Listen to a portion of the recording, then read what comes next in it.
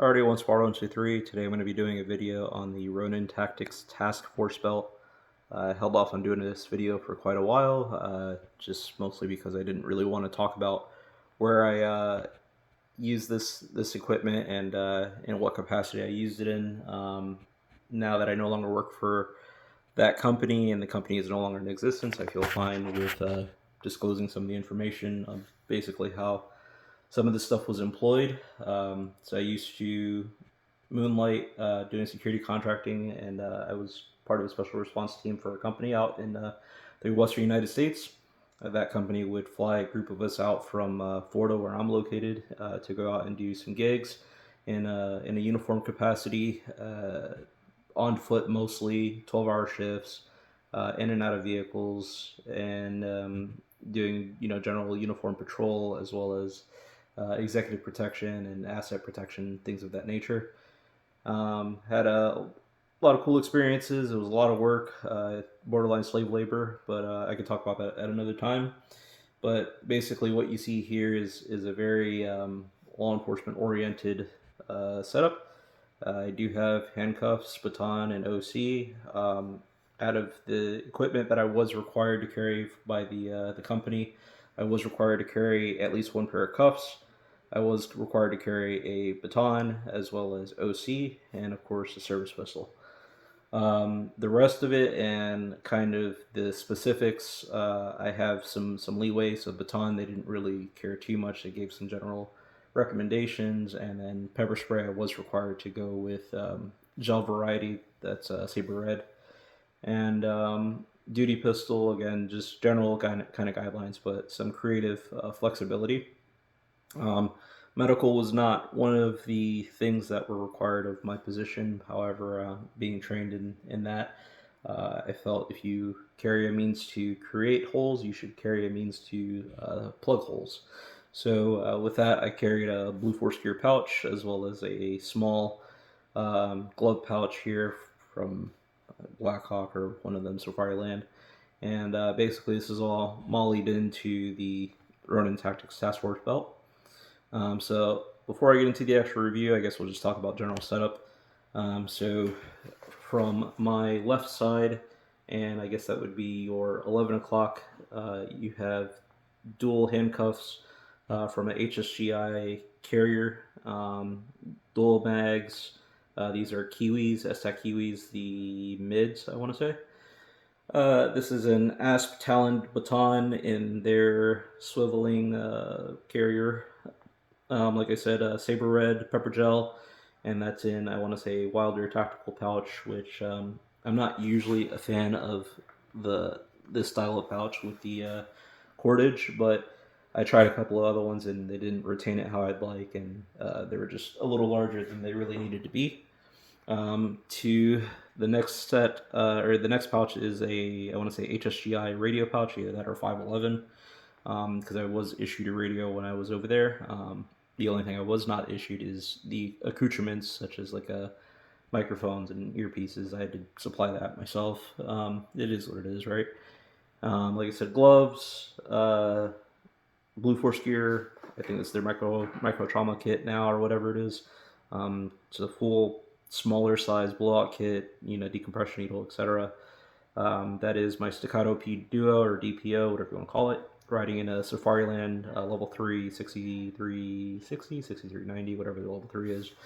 And then with the, geez, I just actually ordered another one of these. Hold on, who makes this? This guy. One of these black box tourniquet things that you can screw into the Safari Land, so that way you can carry your tourniquet on your holster and always have it with you. As well as I have a Gerber fixed blade with a soil eater. I want to say that is tourniquet pouch, which is where my tourniquet used to be, but I left the sleeve to kind of conceal the blade, and it's not so overt and trigger some people. There's stories I could tell about that, but anyway, I digress. So yes, that's basically from 11 o'clock to like 10 or 10:30, and then 9, 8, and then that's like my 6 o'clock per se.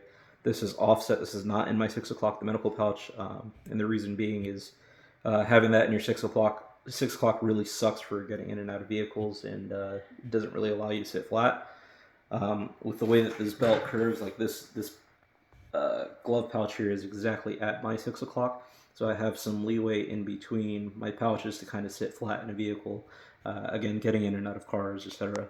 There is a small gap between these pouches because I would have belt keepers there, and I'm running Pig Warrior, Jesus Christ, Warrior Heart, Chuck Pressburg collaboration gloves for any hands-on stuff.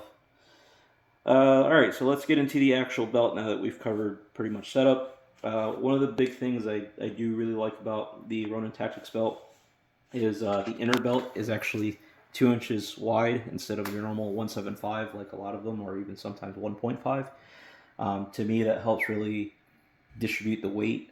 That is one thing that I will say about this belt, is that it's not exactly the lightest, especially with how I have it configured. And excuse the white balance, I'm trying to get it right so you guys can see the sea of black.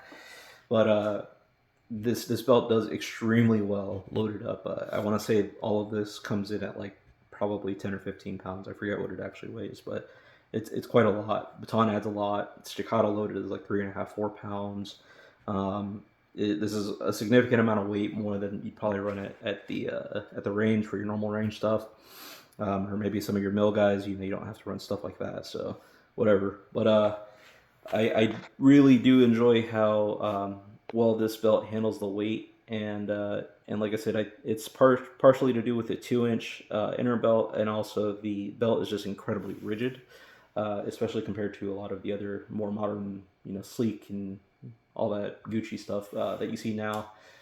And give you a frame of reference, I probably have hundreds, not exaggerating, hundreds at this point, miles in this belt. I can't tell you how many hours. I did that gig for a few years, and this is the belt that I ran the whole time. If you wanted me to, I could probably sit down and figure out how many miles. But anyway, you get the gist. A lot of time, a lot of miles spent in this belt, in and out of cars, walking between 11 to 15 miles on average per day. So I'm getting my steps in, guys. A lot of time spent in this thing to really get it dialed to how I liked it, and suffice to say that it did well. I really enjoyed running this belt.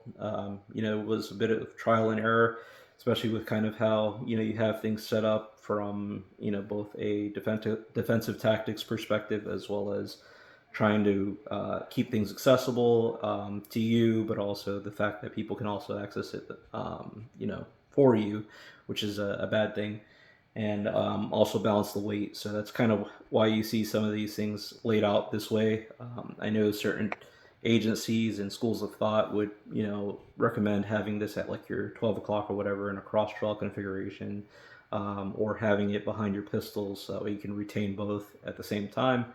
I like to keep my shooting hand, or basically my dominant hand, my lethal force hand, and my non-dominant hand, my less lethal hand, and that's kind of the school of thought that I subscribe to kind of set up this whole thing. I would definitely recommend this belt to anybody who needs to run a lot of weight. If I would say the only time I probably wouldn't recommend it is if you are not going to need to run quite a bit of weight, then you could probably save some weight by going to like a Blue Force Gear belt or something like that, which I do have. But I didn't want to really talk about that yet because I hadn't even done a video on this. Well worth the money. It's definitely bomb-proof. The no fraying, no nothing. I'll get closer so you can kind of get an idea, but there's been plenty of abrasion. Like I said, tons of miles, tons of hours, and there's no really signs for wear. The only thing that like frays is the usual like edges of the inner belt. You see that one that's kind of hanging off, but that's pretty typical, honestly.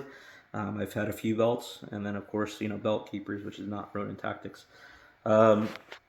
This belt actually can support this weight with just the Velcro. However, running, or if you're fighting, etc., I do like the added security of running belt loops, belt keepers, belt loops, and and that's why I ran belt keepers. Could I get away without it? Sure, but again, in a duty context where you're semi concerned with weapon retention, you don't want people to really be able to gain a ton of leverage on you, and so that's kind of my line of thinking behind that.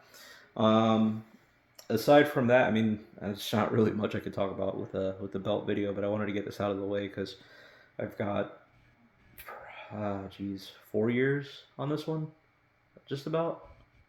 Yeah, four, almost 5 years.